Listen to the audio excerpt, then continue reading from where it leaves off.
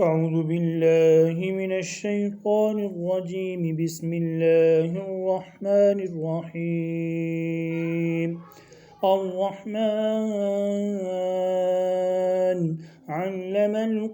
القرآن خلق الإنسان علمه البيان الشمس والقمر بحسبان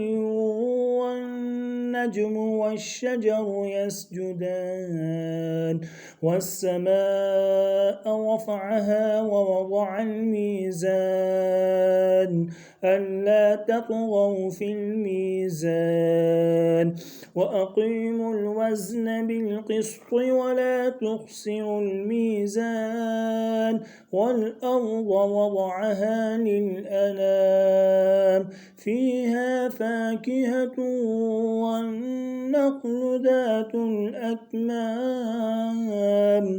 والحب ذو العصف والريحان فبأي آلاء ربكما تكذبان خلق الإنسان من صلصال كالفخار وخلق الجن من مارج من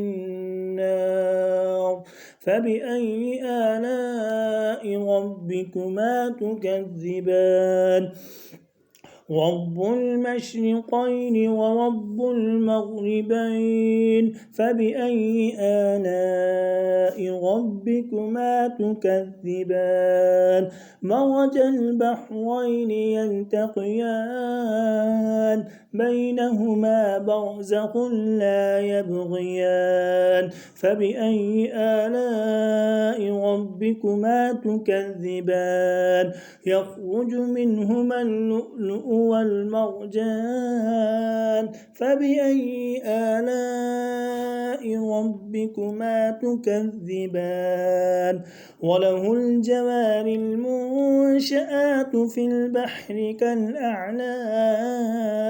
فبأي آلاء ربكما تكذبان كل من عليها فان ويبقى وجه ربك ذو الجلال والإكرام فبأي آلاء ربكما تكذبان يسأله من في السماوات والأرض كل يوم هو في شأن فبأي آلاء ربكما تكذبان سنفرغ لكم أيها الثقلان فبأي آلاء ربكما تكذبان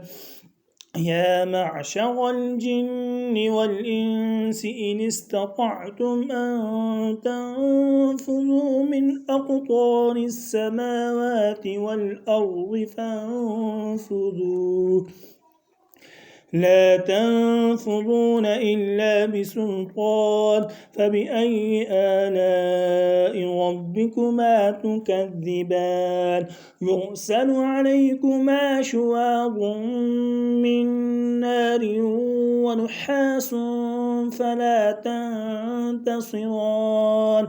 فبأي آلاء ربكما تكذبان فإذا انشقت السماء فكانت وردة كالدهان فبأي آلاء ربكما تكذبان فيومئذ لا يسأل عن ذنبه إنس ولا جان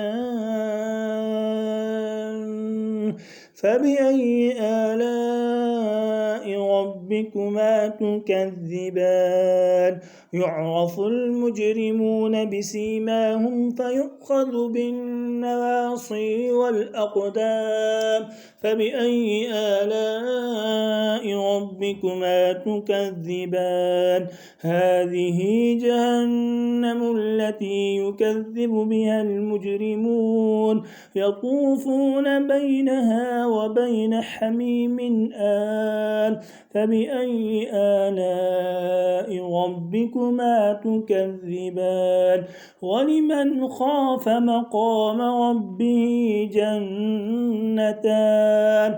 فبأي آلاء ربكما تكذبان ذواتا أفنان فبأي آلاء ربكما تكذبان فيهما عينان تجريان فبأي آلاء ربكما تكذبان فيهما من كل فاكهة زوجان فبأي آلاء ربكما تكذبان متكئين على فرش بطائنها من استبرق وجنى الجنتين دان فبأي آلاء ربكما تكذبان فيهن قاصرات الطرف لم يطمثهن إنس قبلهم ولا جان فبأي آلاء ربكما تكذبان كأنهن الياقوت والمرجان فبأي آلاء ربكما تكذبان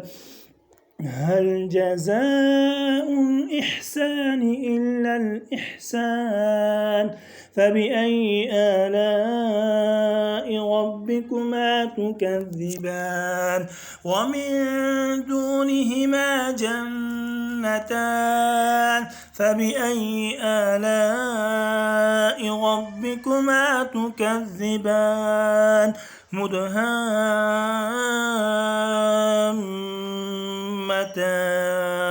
فبأي آلاء ربكما تكذبان فيهما عينان نضاختان فبأي آلاء ربكما تكذبان فيهما فاكهة ونخل ورمان فبأي آلاء ربكما تكذبان فيهن خيرات حسان فبأي آلاء ربكما تكذبان حور مقصورات في الخيام فبأي آلاء ربكما تكذبان لم يطمثهن إنس قبلهم ولا جان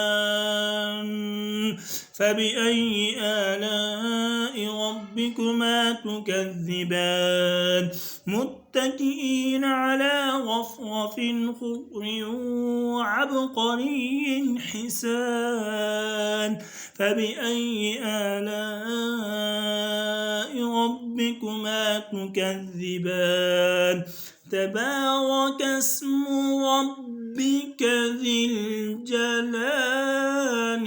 والإكرام صدق الله العظيم.